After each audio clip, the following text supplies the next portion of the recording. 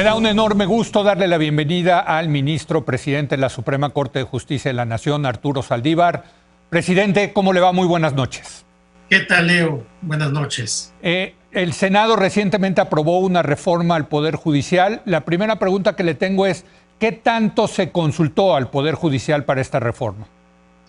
Lo primero que hay que decir es que esta reforma, que es la más trascendente desde 1994, parte de un proceso que no ha concluido porque ha sido aprobada la reforma constitucional por el Senado, ahora está a disposición de la Cámara de Diputados, pero parte de un diálogo que inició desde el año pasado para una reforma con y para el Poder Judicial.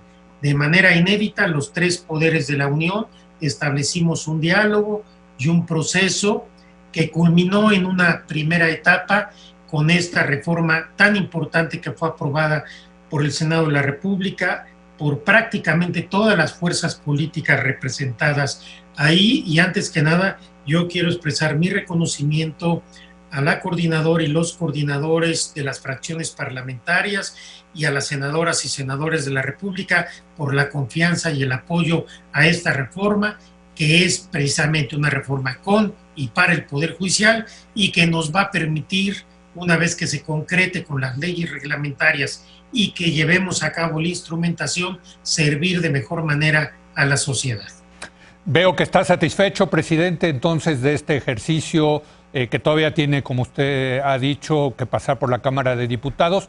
Déjeme preguntarle, creo que lo más relevante de todo esto, ¿se asegura con esta reforma la independencia del Poder Judicial Federal? Sí, por supuesto.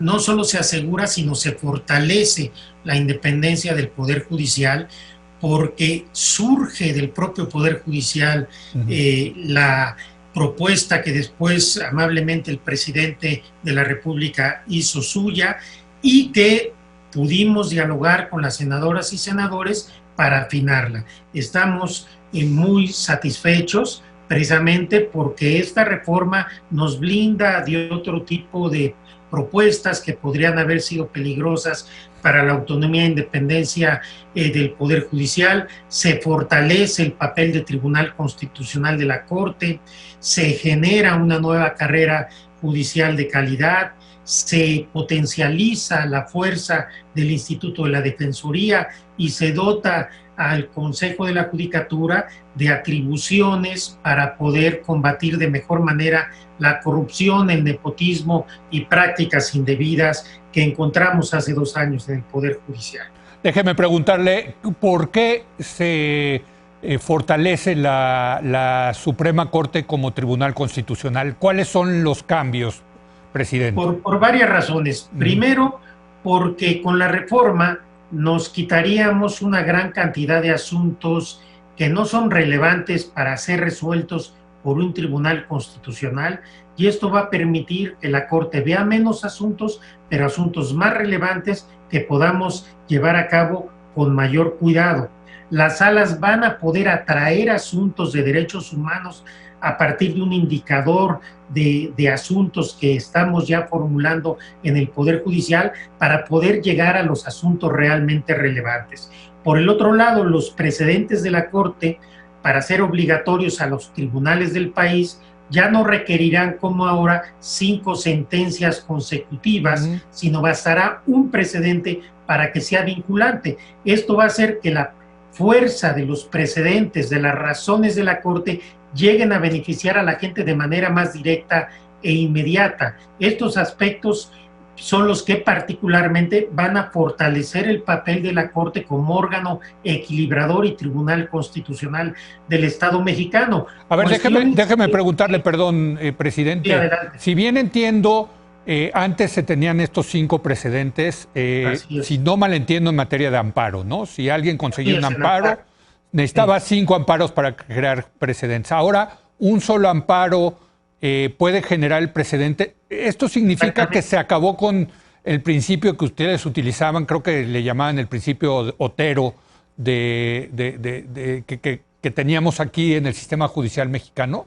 No, lo que cambia es la creación de la jurisprudencia. Okay. El efecto de la jurisprudencia será el mismo. pero ya no requeriremos 5 sentencias consecutivas sin una en contrario, sino bastará un precedente para que este precedente vincule a todos los jueces del país. Esto, la verdad, es un cambio muy, muy importante. Muy, claro. Y las dos cuestiones, la de que la Corte se ocupe de los asuntos realmente relevantes y que la jurisprudencia pudiera elaborarse a través de un sistema de precedentes, es algo que no solo la Corte, sino gran parte de la academia había venido pidiendo desde hace mucho tiempo.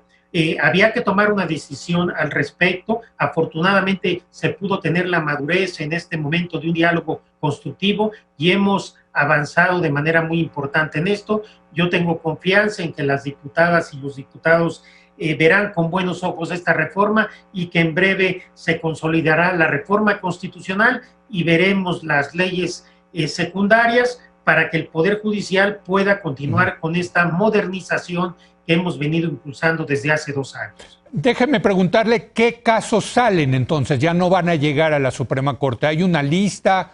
En fin, ¿la van a definir después? ¿Cómo van a saber qué sí llega y qué no llega al Pleno de la Corte? Hay 2 temas importantes. En controversias constitucionales ya no se van a ver temas de legalidad, pero se amplían para poder ver temas de derechos humanos que antes no se veían. Esto es muy, muy importante y relevante. No es que la Corte quiera ver menos asuntos desde el punto de vista numérico. Lo que queremos es ver asuntos que realmente sean relevantes para que un tribunal constitucional se ocupe de ellos. Y por lo que hace a las salas de la Corte, nos vamos a quitar muchos recursos de reclamación que venían del amparo directo en revisión, que viene a ser como una cuarta instancia, un recurso extraordinario para que las salas puedan, en lugar de dedicarse a 3,000 asuntos de recursos de reclamación al año en términos redondos, puedan atraer casos paradigmáticos en beneficio de la gente y de sus derechos humanos. Esta reforma realmente fortalece en gran medida a las salas de la Corte para que puedan realizar una función mucho más eficaz de defensoras de los derechos humanos de las personas.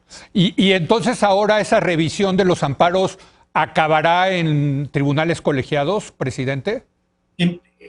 Prácticamente acaban los asuntos en tribunales colegiados.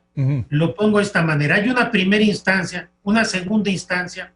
El amparo directo se ha convertido en una tercera instancia y nosotros teníamos hasta este momento una cuarta instancia que antes era extraordinaria y que ahora se ha utilizado de manera ordinaria y muchas veces simplemente para dilatar asuntos. Esto le quitaba mucho tiempo a la Corte.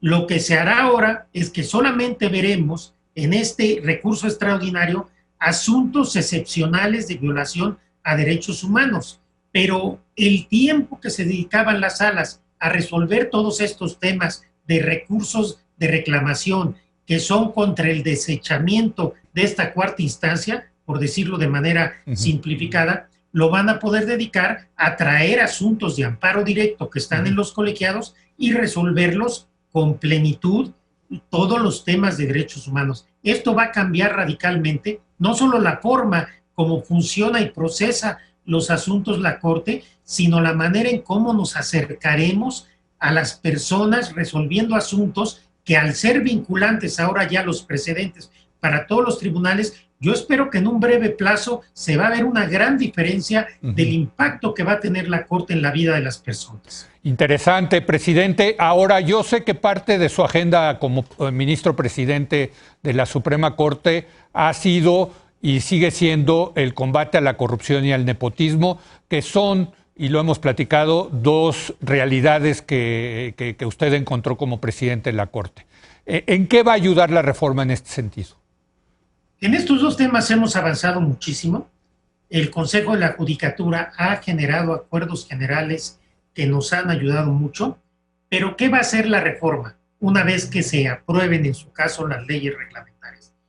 Va a darle herramientas adicionales al Consejo para este combate y va a establecer a nivel constitucional y legal estos principios para evitar que en un futuro próximo se reviertan los avances y volvamos a épocas que ya hemos superado y que espero no regresemos en el Poder Judicial Federal. Le van a dar un sustento constitucional y legal de cierta permanencia dentro de lo que esta palabra puede significar en el mundo del derecho, para que estos cambios realmente se consoliden y tengan un largo alcance para un nuevo rostro del Poder Judicial Federal. O sea, lo que me está diciendo es que el Consejo de la Judicatura, que usted como ministro presidente preside, van a tener más atribuciones, más facultades para castigar la corrupción y el nepotismo. Vamos a tener, en caso de que se aprueben las leyes reglamentarias, más herramientas para, por ejemplo, poder dictar medidas cautelares, poder llevar a cabo ciertos procedimientos de investigación que nos van a ayudar ciertamente para poder seguir sirviendo a la sociedad. Hay que decir, yo todas las veces lo reitero, yo quiero hacerlo una vez más. La mayoría de los jueces, juezas, magistrados y magistradas del Poder Judicial son honestos y son honorables. Hay ciertos jueces y magistrados que no lo son, y a ellos los hemos venido combatiendo, y los índices de corrupción en el Poder Judicial han bajado considerablemente, pero no podemos confiarnos y tenemos que seguir insistiendo, y esta reforma va a permitir que todos los jueces y juezas tengan las garantías judiciales en su defensa y que por méritos vayan accediendo a los beneficios en la carrera judicial, en los mejores circuitos, etcétera. Que se acabe el favoritismo por influencias, por amistades, por parentesco, y que sean los méritos los que lleven a toda la carrera judicial a ingresar y a ir subiendo de categoría. Permítame, ministro presidente, hacer una breve pausa y regresamos para concluir este tema de la muy relevante reforma judicial, como dice el presidente de la Suprema Corte, la más importante desde 1994. Regresamos.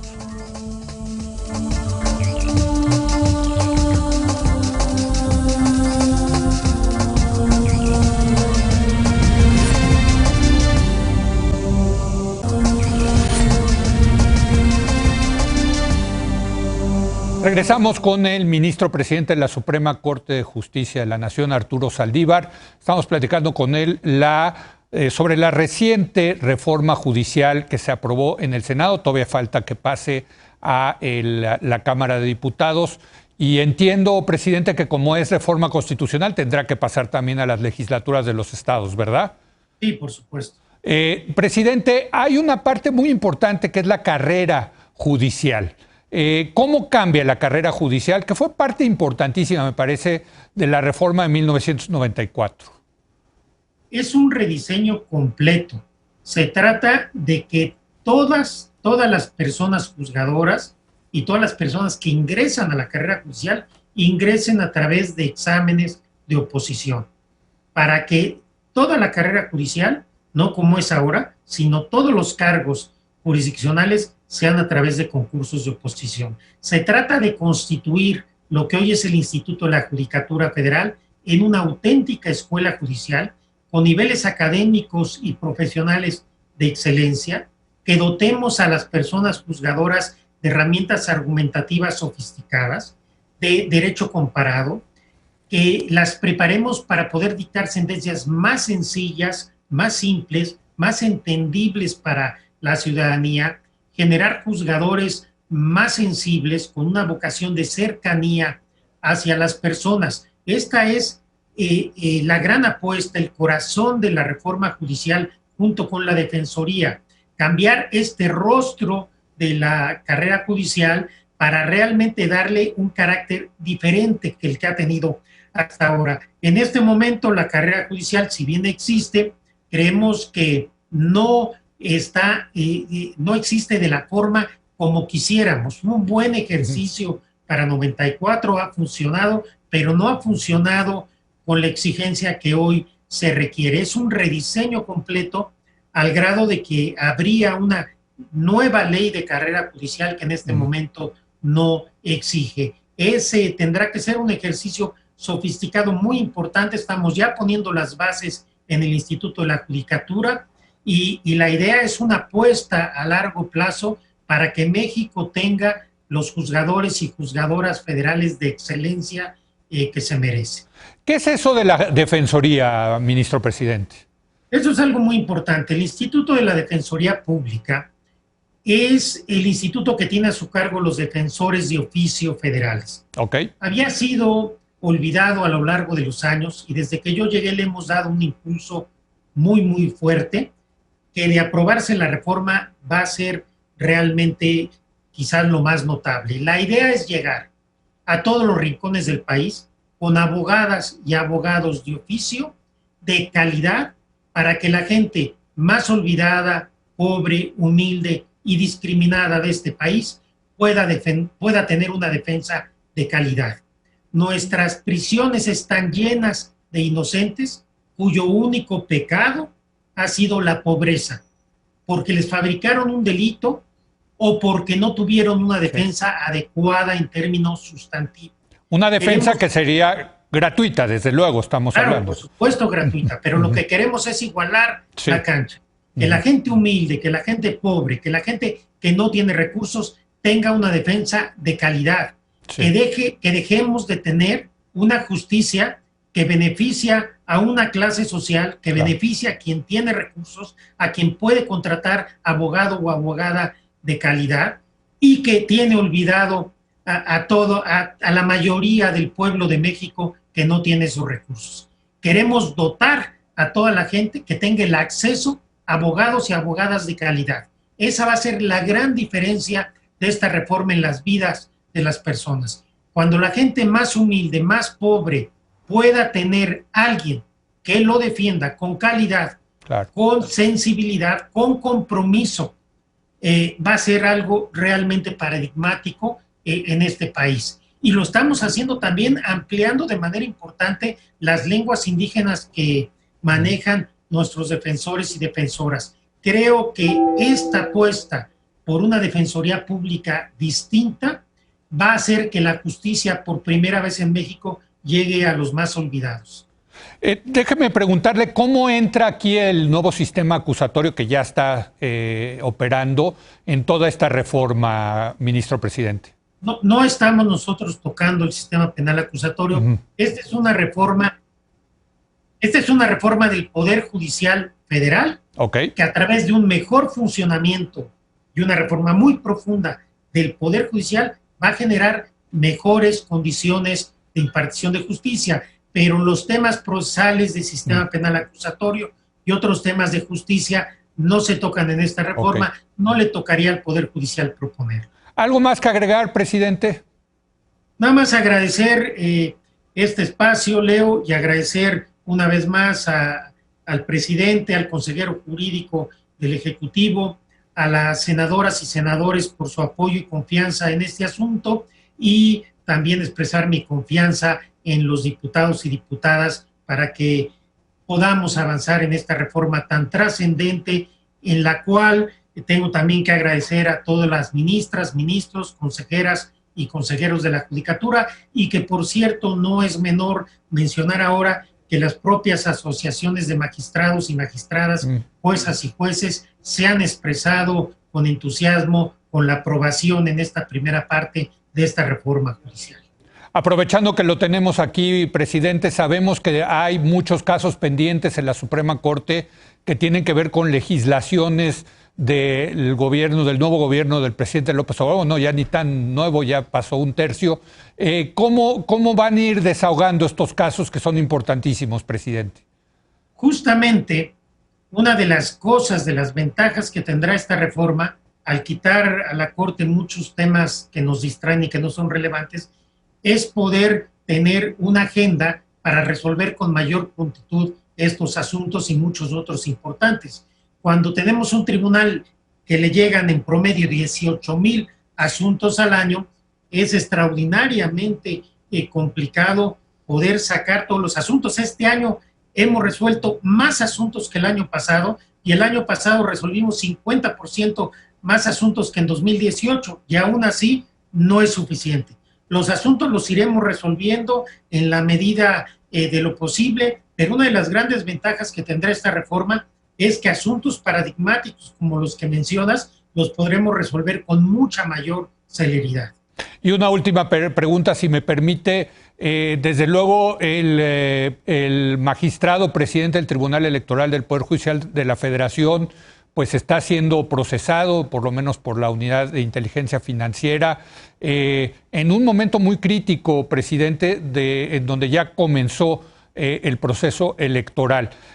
Usted, como pues, jefe del Poder Judicial de la Federación, ¿qué postura tiene de qué debería de hacer el magistrado Vargas? Reitero lo que ya he dicho en otras entrevistas. Primero, que el Consejo de la Judicatura Federal no tiene a su cargo la vigilancia y disciplina del Tribunal Electoral. Entonces, no tenemos una responsabilidad ni atribuciones en eso. Pero que yo exhorto al magistrado Vargas para que aclare ante las autoridades correspondientes su situación. Hago votos porque se trate de algún malentendido y él pueda aclarar a satisfacción este tema a la mayor brevedad, porque entiendo que es de mucha importancia que haya pues claridad en este tema para que no reste legitimidad al papel del Tribunal Electoral. Pues le agradezco muchísimo, presidente, ministro presidente Arturo Saldívar, que haya estado hoy con nosotros. Le mando un fuerte abrazo. Muchas gracias. Al contrario, gracias, Leo. Otro abrazo para ti. Gracias al ministro presidente de la Suprema Corte de Justicia de la Nación, Arturo Saldívar. Gracias a usted por habernos acompañado. Yo lo espero mañana en punto de las 10 de la noche, cuando otra vez sea la hora de opinar. Aquí nos vemos.